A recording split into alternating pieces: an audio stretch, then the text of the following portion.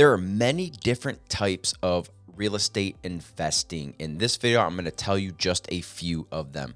Number one, residential real estate. Now, this includes single family homes, duplexes, triplexes, quadplexes, stuff like that. Residential real estate is going to be tenants that you're going to have to either take care of yourself and or get a property manager in order to manage the properties for you. So you're going to be responsible for maintenance on the homes. You're going to be responsible for roofs, for furnaces, for water heaters, all stuff like that. When that stuff goes out, that is going to be on your dime. Now you're going to be able to get rents obviously from your tenant. Now you can either choose to make your rent at a price point where it covers your utilities, or you can ask the tenants to pay all the utilities themselves. There's many different ways you can do this. So before we jump into number two, my name is Kevin Irwin. I'm a local real estate agent here in the West Michigan area. If this is your very first time to my channel, I go over anything and everything that has to do with buying, selling, or investing here in the West Michigan real estate market. So make sure you smash that subscribe button, hit that little bell notification so you get notified every time I put a video out.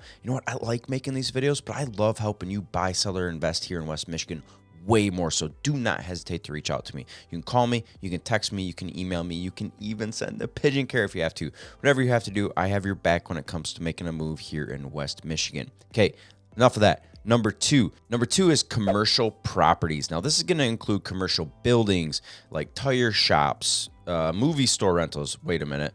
We don't have those anymore.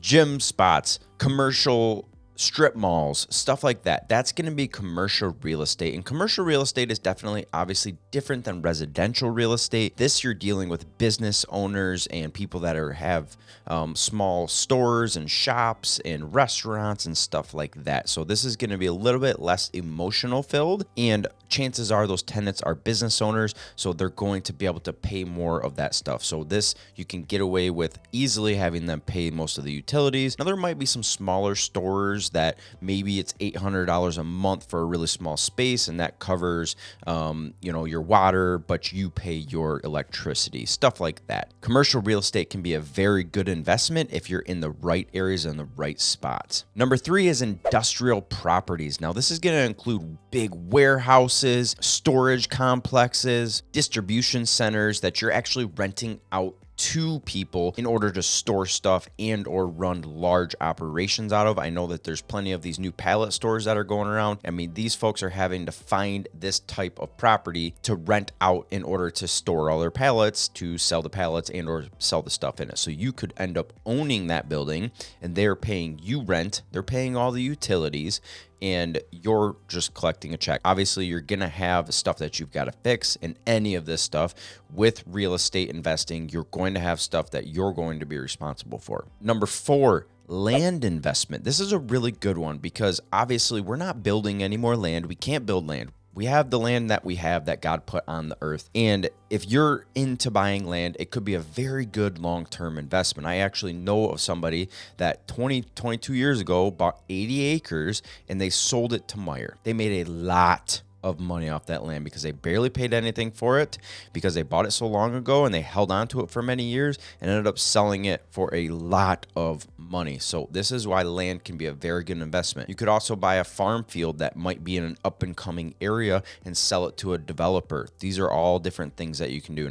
Don't beat me up because I'm talking about making farmland developments. This is all good stuff for you as an investor to be able to get your hands on for a future investment. You could even hand it down to your kids for a future investment for them. Number five, real estate investment trust. Now, this one is pretty cool because say you don't have a ton of money, but you want to start investing in real estate. These are funds that an investor has that has a bunch of different investments that you can actually put some of your own money into it and pull dividends off from your money that is invested with that investor. These can be very powerful for helping you build up maybe the money in order to start doing this yourself if you don't have a ton of money right now. So check into that. Number six, timeshares. Or I'm going to say in 2023, this could actually be Airbnbs. This is a very good investment for you because you're going to be able to buy a place and you can even use it when you want to. You can rent it out and you can make a lot of really good money with Airbnbs. Now, also keep in mind, you're going to have your holding costs, you're going to have your costs of ownership of the property,